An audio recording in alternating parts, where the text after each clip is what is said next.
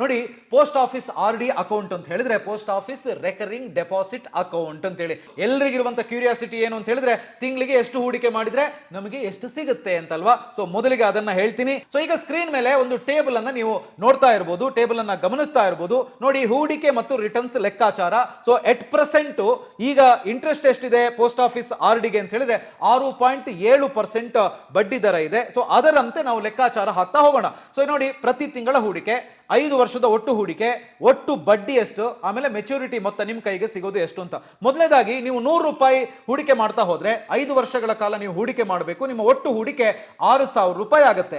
ಇಲ್ಲಿ 6.7% ಬಡ್ಡಿ ದರದಲ್ಲಿ ನಾವು ಲೆಕ್ಕ ಹಾಕಿದಾಗ ನಿಮಗೆ ಸಿಗುವಂತ ಒಟ್ಟು ಬಡ್ಡಿ 1,130 ರೂಪಾಯಿ. ಹಾಗೆಯೇ ಮೆಚುರಿಟಿ ಮೊತ್ತ ಅಂದ್ರೆ ಟೋಟಲ್ ನಿಮ್ಮ ಕೈಗೆ ಸಿಗೋದು 7,136 ರೂಪಾಯಿ. ಇನ್ನು ನೆಕ್ಸ್ಟ್ 500 ರೂಪಾಯಿ ಪ್ರತಿ ತಿಂಗಳು ಹೂಡಿಕೆ ಮಾಡಿದ್ರೆ ಒಟ್ಟು ಹೂಡಿಕೆ 5 ವರ್ಷದಲ್ಲಿ 30,000 ರೂಪಾಯಿ ಆಗುತ್ತೆ.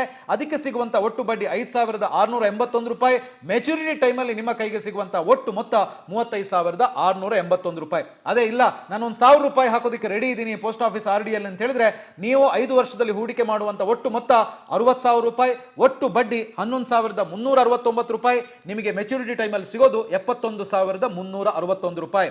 ಇಲ್ಲ, ನಾನು ಇನ್ನೊಂದು ಸ್ವಲ್ಪ ಜಾಸ್ತಿ ಹಾಕ್ತೀನಿ, 2,000 ರೂಪಾಯಿ ಹಾಕೋದಕ್ಕೆ ನನಗೆ ಆಗುತ್ತೆ ಅಂತ ಹೇಳಿದ್ರೆ 2,000 ರೂಪಾಯಿ ಪ್ರತಿ ತಿಂಗಳು ನೀವು ಪೋಸ್ಟ್ ಆಫೀಸ್ RD ಅಲ್ಲಿ ಹೂಡಿಕೆ ಮಾಡ್ತಾ ಹೋದ್ರೆ ನಿಮ್ಮ ಒಟ್ಟು ಹೂಡಿಕೆ 5 ವರ್ಷದಲ್ಲಿ 1,20,000 ರೂಪಾಯಿ ಆಗಿರುತ್ತೆ.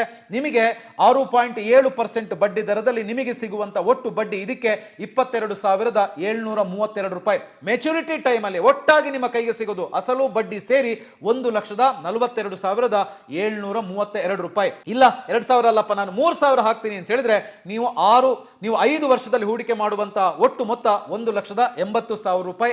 ಅದಕ್ಕೆ ನಿಮಗೆ ಸಿಗುವಂತ ಬಡ್ಡಿ 34,097 ರೂಪಾಯಿ. ನಿಮ್ಮ ಕೈಗೆ ಬರುವಂತ ಒಟ್ಟು ಮೆಚುರಿಟಿ ಮೊತ್ತ 2,14,097 ರೂಪಾಯಿ 5 ವರ್ಷದ ನಂತರ. ಸೊ ಇಲ್ಲ, ನಾನು 5,000 ರೂಪಾಯಿ ಪೋಸ್ಟ್ ಆಫೀಸ್ RD ಅಲ್ಲಿ ಹಾಕ್ತೀನಿ ಅಂತ ಹೇಳಿ ನೀವು ಹೊರಡ್ತೀರಿ ಅಂತ ಆದ್ರೆ 5 ವರ್ಷದಲ್ಲಿ ನಿಮ್ಮ ಒಟ್ಟು ಹೂಡಿಕೆ 3 ಲಕ್ಷ ರೂಪಾಯಿ ಆಗಿರುತ್ತೆ.